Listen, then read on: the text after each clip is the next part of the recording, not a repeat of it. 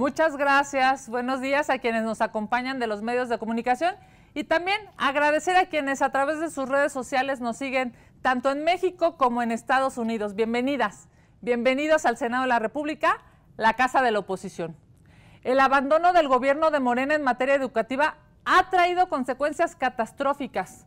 Datos del INEGI señalan que en México existen 24.8 millones de menores en edad escolar. Sin embargo, más de 700,000 estudiantes no van a la escuela.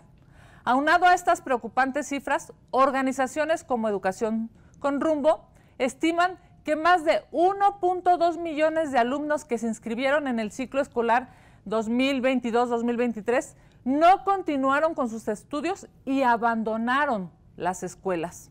Según las principales cifras del Sistema Educativo Nacional, publicado por la SEP a nivel nacional, por cada 100 estudiantes que ingresan a la primaria, 95 la terminan. De esos 95, 92 ingresan a la secundaria.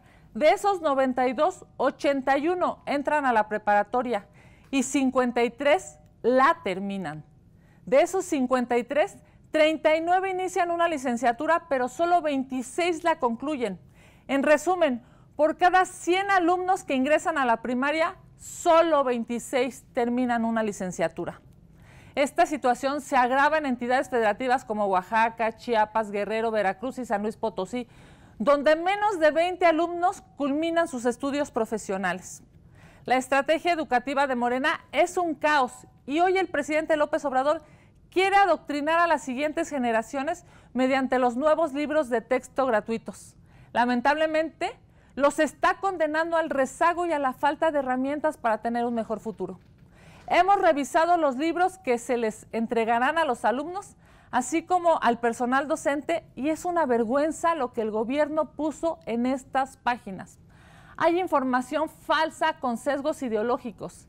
En el texto, un libro sin recetas para la maestra y el maestro fase 6, uno de los apartados se titula Las raíces podridas del neoliberalismo educativo.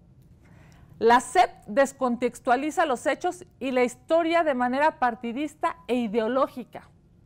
En el libro de primaria Proyectos Comunitarios, desinforman sobre el COVID, priorizando tomar test por encima de los medicamentos, que por ejemplo sí recibió el presidente López Obrador, con médicos y hospitales de primer nivel.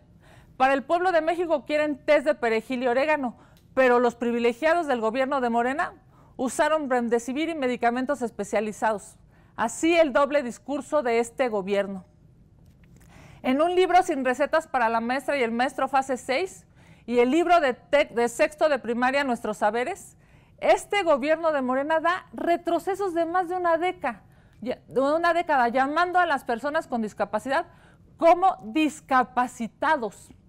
Esta definición de discapacitados se eliminó porque la discapacidad es una condición de la persona, pero no la define por completo. Es discriminatorio.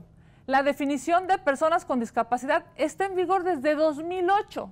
Gracias, por cierto, a la Convención sobre los Derechos de las Personas con Discapacidad que México propuso al mundo y, por supuesto, quien fue uno de los mayores impulsores, hay que recordarlo, fue Gilberto Rincón Gallardo. Al hablar sobre la obligación de no discriminar, discriminan con el lenguaje. Incluso en el libro de sexto de primaria, Nuestros Saberes, de manera inaudita, disculpan a Claudia Sheinbaum de su responsabilidad en el colapso del colegio Repsamen en 2017. Así como lo oyen. Ocupan los impuestos de los mexicanos, ocupan los libros de la SEP para quitarle la responsabilidad que debe tener, y por cierto, por la que debe pagar una de sus corcholatas. Si esto no bastara, eliminaron el 90% de las matemáticas. Hacen mal los cálculos matemáticos en los libros, se equivocan en el orden del sistema planetario y claramente hay un rechazo a la ciencia y a la tecnología. La realidad es que los contenidos propuestos por la SEP no le servirán a las futuras generaciones para entrar a una universidad o para conseguir un buen trabajo, ni nacional ni internacionalmente.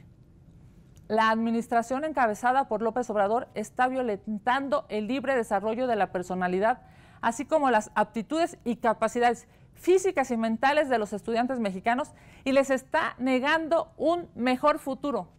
Claramente, con esta pseudoestrategia educativa se transgrede la Convención sobre los Derechos del Niño de las Naciones Unidas, por lo que hoy informo que acudiré ante la UNICEF a solicitar como autoridad internacional que intervenga para garantizar los derechos de nuestras niñas y niños.